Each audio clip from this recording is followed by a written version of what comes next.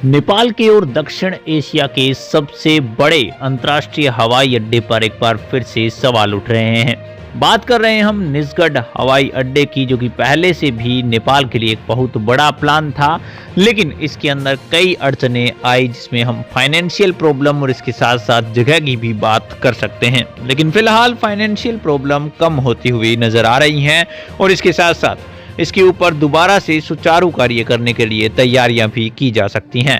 नमस्कार, मैं PM DNS Singh और आप देख रहे हैं कमाल यार। इस वीडियो में कंप्लीट बात करेंगे इसी के बारे में। वीडियो के अंत तक बने रहिए और अगर आप चैनल पर नए हो, चैनल को सब्सक्राइब करके बेल आइकन दबा लीजिए ताकि आपको कुल अपडेट भी सबसे पहले मिल सके।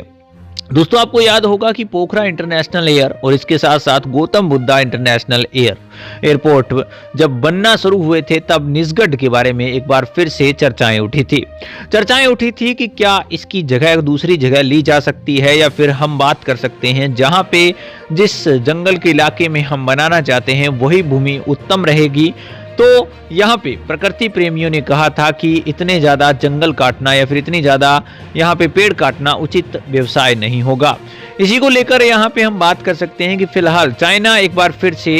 इन फॉर्म आ चुका है और उन्होंने पाकिस्तान के अंदर भी एक हवाई अड्डे की बात करी है बनाने की, और जिस तरह से नेपाल के अंदर भी उन्होंने अनुमान लगाया था, वैसा ही अनुमान अब यहाँ पर लगाया जा रहा है। दक्षिण एशिया के अंदर ये सबसे बड़ा हवाई अड्डा जो कि पाकिस्तान के अंदर बना है, उसकी वो खुशी बना रहा है। और इसके अलावा यहाँ पे चाइना ने दक्षिण एशिया के अंदर श्रीलंका और इसके साथ साथ नेपाल के अंदर भी हवाई अड्डों का कार्य शुरू किया था, जिसको लेकर हम बात कर सकते हैं कि निजगढ़ इंटरनेशनल एयरपोर्ट के ऊपर भी अब योजनाएं बनाई जा सकती हैं। और अगर निजगढ़ इंटरनेशनल एयरपोर्ट को सुचारू रूप से कार्य किया जाएगा, जैसा कि बहुत बड़ा बजट यहाँ पे पाकिस्तान के लिए रखा गया है एज ए ऋण, तो हम बात कर सकते हैं कि इस महिये पर चाइना के सामने ये भी तथ्य है कि चाइना का बॉर्डर है वो नेपाल के साथ लगता है और निजगढ़ उनके लिए एक अच्छी जगह भी हो सकती है, जिस वजह से वो एक बड़ा बजट यहाँ पर भी पेश करने की बात करेंगे। अब सवाल ये उठता है कि नेपाल क्या इसके ऊपर राजी होगा, क्योंकि नेपाल ने पहले भी देखा है कि ना तो इतना कारगर साबित हुआ है पोखरा इंटरनेशनल एयरपोर्ट और ना ही गौतम बुद्धा इंटरनेशनल एयरपोर्ट कारगर साबित हुआ है, क्योंकि यहाँ पर विदेशी कंपनियां जो कि हवाई यात्रा करवाती हैं और उनके पास यहाँ पे रूट्स होते हैं, उन्होंने किसी भी प्रकार की हामी नहीं भरी है। इसका कारण भी हम जानते हैं, क्योंकि जो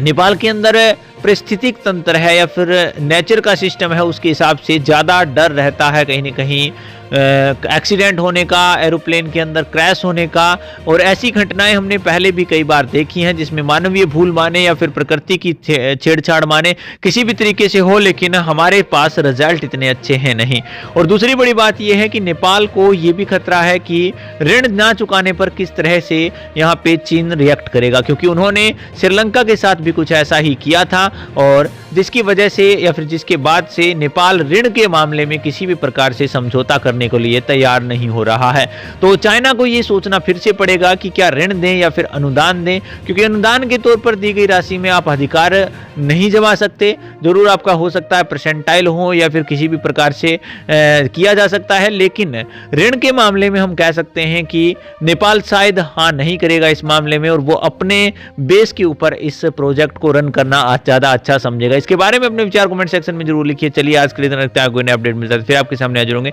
वीडियो को लाइक कीजिए, शेयर कीजिए और अगर आप चैनल पर नए हो, चैनल को सब्सक्राइब करके बेल आइकन दबा लीजिए ताकि आपको अपडेट भी सबसे पहले मिल सके।